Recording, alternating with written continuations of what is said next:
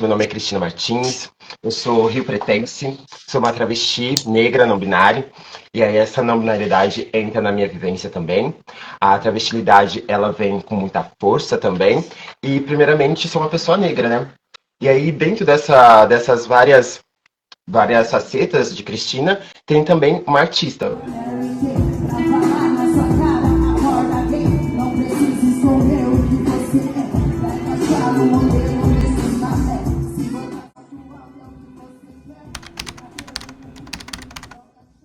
Eu sou Pietro Ramos, sou psicólogo clínico, sou um dos moderadores da Pardcare.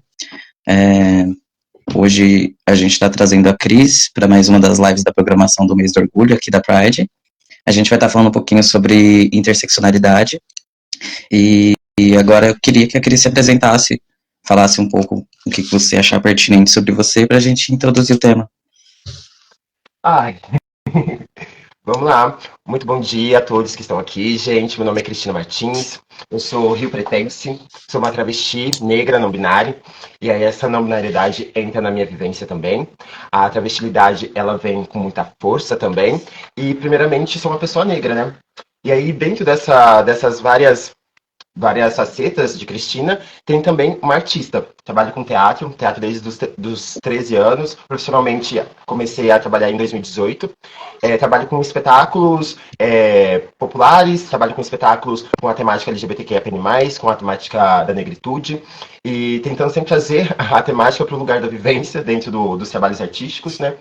Tem uma rede de apoio maravilhosa aqui em São José do Rio Preto, não só uma rede profissional, mas também uma rede de amizade, uma rede de família. Sou uma menina que tem uma mãe preta maravilhosa, que trabalha a vida toda, tem um pai preto lindo, que tem a sua vivência X, com as suas limitações e as suas forças. Eu acho que é isso, já dá uma introduzida, né? Tá super introduzida. Eu amo que a pessoa assim já se conhece, né? Já fala tudo. Ah, qualquer coisa Eu fico pergunta. feliz.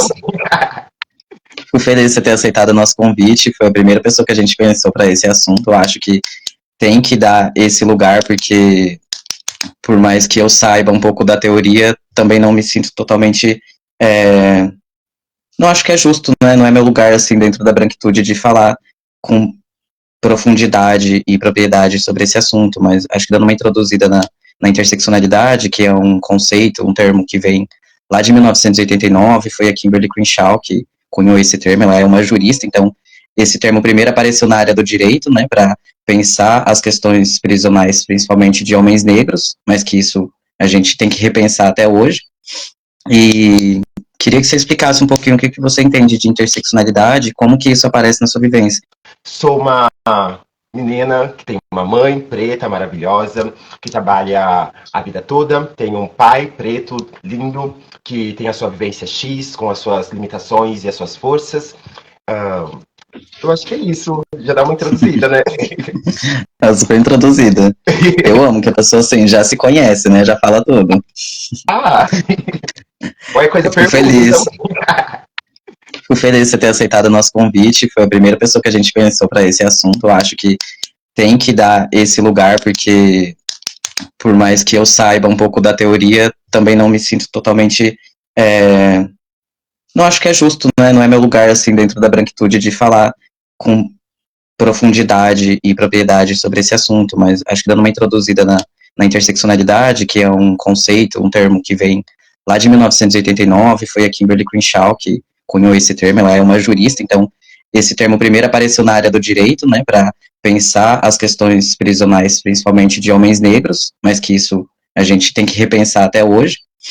E queria que você explicasse um pouquinho o que você entende de interseccionalidade e como que isso aparece na sua vivência, dentro de todas essas categorias da sua identidade que você foi citando. Eu acho que você pegou um ótimo caminho, trazendo ali a história mesmo de como foi criada o pensamento da interseccionalidade, né?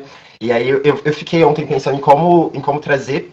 E é muito simples, né? Eu acho que na minha apresentação eu já passo um pouquinho disso, que é essa intersecção, no caso, né, da intersecção das minhas múltiplas vivências, que é dentro da LGBTQIA+, vivência, que é dentro da negritude, que é dentro de um recorte de classe, que é dentro de uma vivência na periferia, né?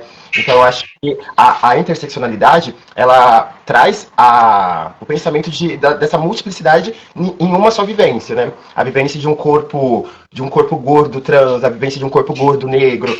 Então, a interseccionalidade, para mim, se baseia nessas várias camadas que uma pessoa pode ter, né, dentro da sua vivência, dentro da vivência com a sua família, da vivência do trabalho, desse lugar da mazela, mas não só também, né, porque a interseccionalidade também pode trazer essa camada da travesti preta que tem um salário X, que consegue viver numa classe média alta, né, então a gente tem que pensar não só a interseccionalidade como várias mazelas, mas também como várias vivências, como uma travesti que pode vir uma nova astronauta, uma travesti que pode vir a ser uma nova ganhadora do Prêmio Nobel. Eu acho que a gente pensar nessas camadas que um corpo pode ter, né?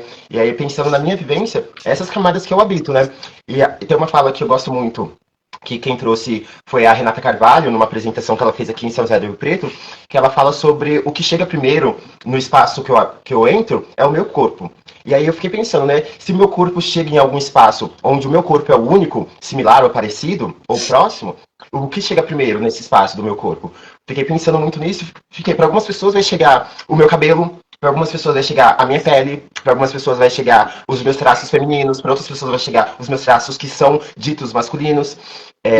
Então, essas várias camadas que me compõem da minha vivência e da minha biologia, da minha espiritualidade, essas várias camadas compõem o que é Cristina hoje. E isso se dá em interseccionalidade. Muito bom.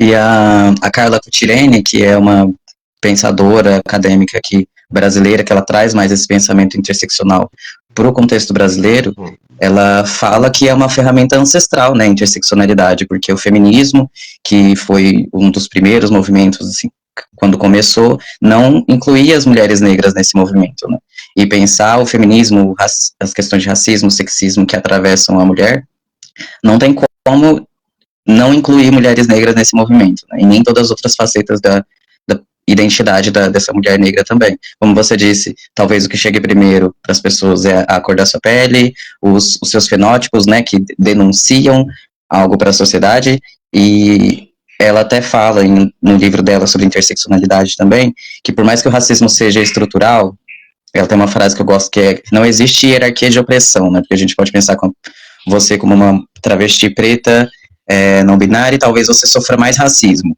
como se hierarquizasse as opressões, mas não existe. É que, na verdade, o racismo, por ser estrutural, ele alavanca as outras opressões que vêm.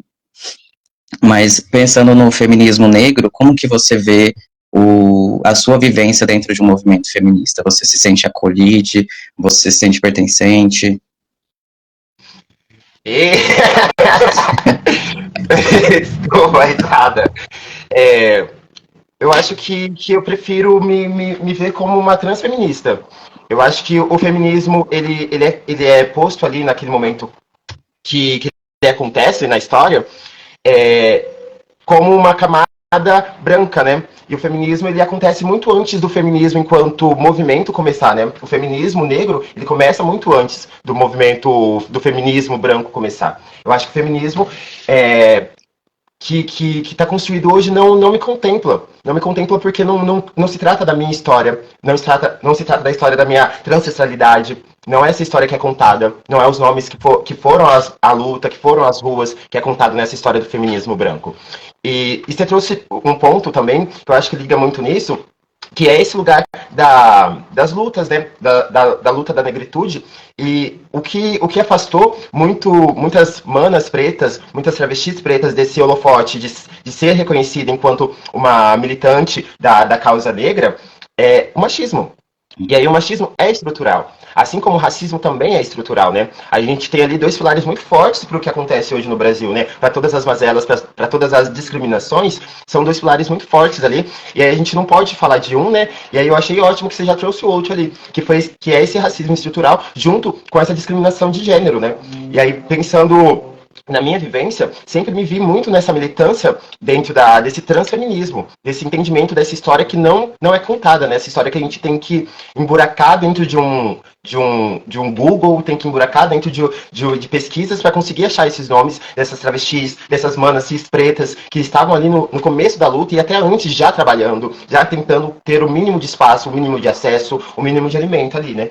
Então, o feminismo, ele não me contempla primordialmente por essa questão social, né? Por essa questão de não reconhecimento, de apagamento. Agora, se eu começo a pensar também nessas questões da defesa de algumas frentes feministas, né? A gente sabe que tem a Radfem, tem alguns posicionamentos que o feminismo estão pautados principalmente no biológico, né? E não na questão social, e não na forma como a pessoa se vê, né? Está pautado no biológico da coisa.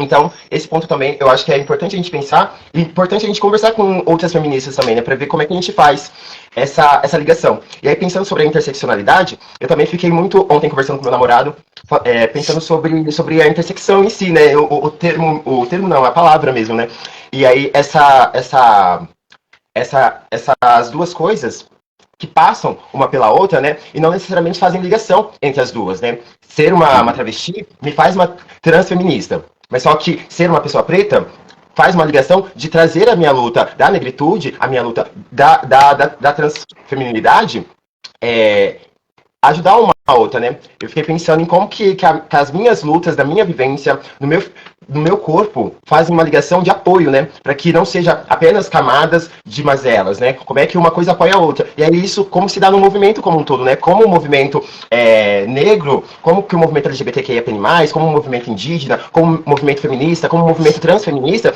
se aliam, né? Nessas várias linhas, para a gente conseguir, porque no final o que a gente quer é a mesma coisa, que é equidade, né? Que é oportunidade. Então, desculpa, não sei se está passando um carro aqui, um avião, não sei se tampou, mas eu fico pensando bastante nisso. E o feminismo, como se dá historicamente nesse lado branco da história, não me representa. Me representa, sim, as oportunidades que eu tive de investigar a minha transexualidade, né? Inclusive, tem um vídeo da Carla Cotirene que ela até cita que o feminismo, quando começou o movimento, começou como uma luta pelo direito ao voto, né? E começou com as mulheres brancas querendo votar, e na verdade as mulheres negras já estavam lá tentando ser reconhecidas enquanto pessoa, enquanto mulher na sociedade, né? Era uma coisa bem mais lá de base mesmo. Então, teve o avanço do movimento feminista e depois começou o movimento do feminismo negro mais aparecer, porque enquanto estava tudo isso acontecendo, sim, a Marsha Johnson mesmo, ela começou um movimento feminista, transfeminista da época, né, desde a época do Stonewall, então isso não é tão citado. Mas explica pra gente um pouquinho o que é o transfeminismo, acho que nem todo mundo vai ter um pouco de noção disso. O transfeminismo é basicamente pensar como a gente pensa a nossa ancestralidade, né?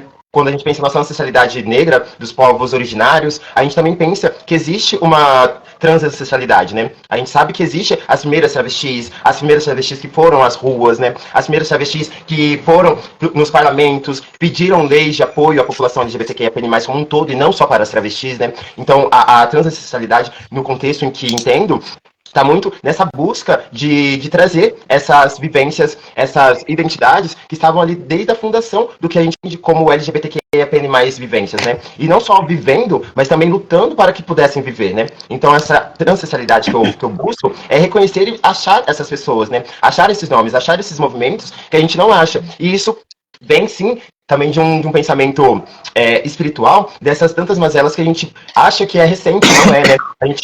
Eu vejo muito Chicamani Congo quando eu penso em transexualidade, né? E Chicamani Congo apenas retratado em alguns poucos papéis, né? Alguns poucos relatos sobre a sua vivência. Mas só que se a gente busca um pouco a fundo, a gente começa a achar em que revoltas Chicamani Congo já participou, de que movimentos ali a Chicamani Congo estava sendo a preponente no momento em que a gente nem tinha a palavra transexualidade, né? No momento em que a palavra transexualidade demoraria anos ainda para ser investigada, para ser dita, né? Então eu acho que a transexualidade vem de uma investigação e de um reconhecimento que existe um existe um LGBTQIA+ histórico que vem antes da colonização, que vem antes dos portugueses. Se a gente pensa nos povos originários, no como a gente acha essas divergências, né, dentro dessas normas que foram empregadas pós-colonização, né?